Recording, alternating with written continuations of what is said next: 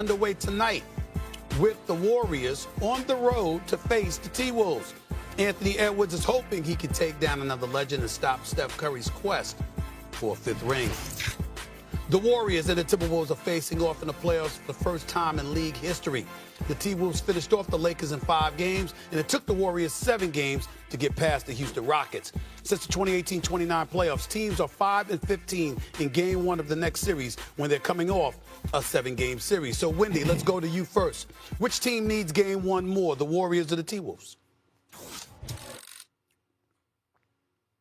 Wendy, can you hear me? I think it's the Wolves. And that's because, just like last night, history says, despite what Jokic and the Nuggets did, history says that when you're coming off a 7-game series with 1-day rest and going on the road, you're not going to be at your best. The Wolves have to take advantage of that. They are very fortunate to have been the 6th seed and get to the second round of the playoffs in this conference and have home court advantage. They've got to hold on to it. They've got to take advantage of their depth and their size and punish the Warriors. You know, the Warriors, as much as they've accomplished, they had a flat end of the regular season. That forced them in the play-in, so they had to do extra work to get into the playoffs. Then they had a 3-1 lead against the Rockets, and they just gave away Game 5, in my opinion, and lost Game 6 at home. They extended that series. They've got to be punished for putting this extra work on, and it's got to be the Wolves. And I just say something about the Wolves. They finished the season 17-4. Once Julius Randle came back from injury and got his legs up underneath him, and once Dante DiVincenzo got over the foot injury that was bothering him throughout the middle of the season, this was really a lot closer to the team that was in the Western Conference Finals last year than was going for the first 2-3 months of the season. They have to act like a favorite. In my view, they are a favorite in this series. Act like a favorite. Handle your business tonight. Put the Warriors on their heels. That's absolutely the mission. Perk? Jimmy Butler is dealing with the glute injury, right? Steph Curry dealing with the hand. Draymond Green undersized. And they just came out of a physical series with the Houston Rockets, a bloodbath, an emotional series going 7 games.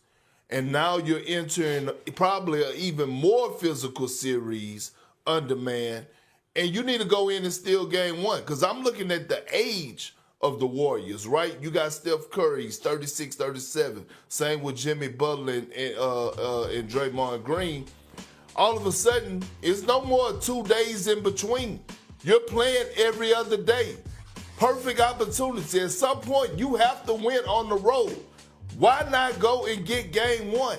You need Game 1. Matter of fact, to put the pressure on the Minnesota Timberwolves to actually somewhat emotionally ease the pressure off of you if you're the Golden State Warriors. I think they come in, they need to send a message early, have the Minnesota Timberwolves thinking, because you're going against a confident group right now that's led by one of the, if not the most confident player in the NBA in Anthony Edwards. I feel you on that, Big Perk, but I'm a flow with Wendy on this one, because I think Minnesota having home court advantage, you need to protect your home turf. You certainly don't need to be falling down based off of all the things that you just said, Perk, because of Steph Curry's hand injury, because of the pelvic injury that Jimmy Butler had, because Draymond Green is undersized and what have you. When you look at the Minnesota Timberwolves coming into this series, they should be the favorites, considering their size and their defensive prowess, considering Jayden McDaniels and the way he's been able to defend against Steph Curry this season. I know Steph Curry's averaging 28 against them, but against him, Jayden McDaniels, it's been a different animal altogether, where he's shooting like 26% from the field and 25% from three-point range. The point that I'm making is that if you're Minnesota, you need to make sure you send the message that you're the team to beat. You've got the size, you've got the athleticism, you've got the defensive prowess, you've got home court advantage. You don't let Golden State roll up in there in Game 1 and put you on your heels to open the series. No, you make sure you let them know this is our home turf. We believe we're the superior team, and we're going to treat you that way, particularly in these first 2 games, and especially in Game 1, no doubt about it. That's where I'm coming from with it. What do you guys have to say about that? Perk. Well, look, this is what I'm saying. When you think of, here's the difference between the two series, right? You had one where you were playing, the Golden State Warriors was playing against the Houston Rockets, and they were just one of the worst shooting teams in the NBA, even in the regular season, and it showed in the postseason. That's not the case, right? That's not the case. Now we're diving a little deeper into this series. That's not the case with the Minnesota Timberwolves. Mike Conley, by the way, who's been playing some outstanding basketball, he can shoot the three at a high clip. Dante can shoot the three at a high clip. We know what Anthony Edwards could do from the three-point line. Hell, he led the league in three-pointers made this season. And we also look at Julius Randle and what he's been doing. And then you have to worry about a guy that we still haven't mentioned enough, Jayden McDaniels. He had his moments in that first round, 25-point game, 30-point game. And so I'm just looking at it from a physicality standpoint.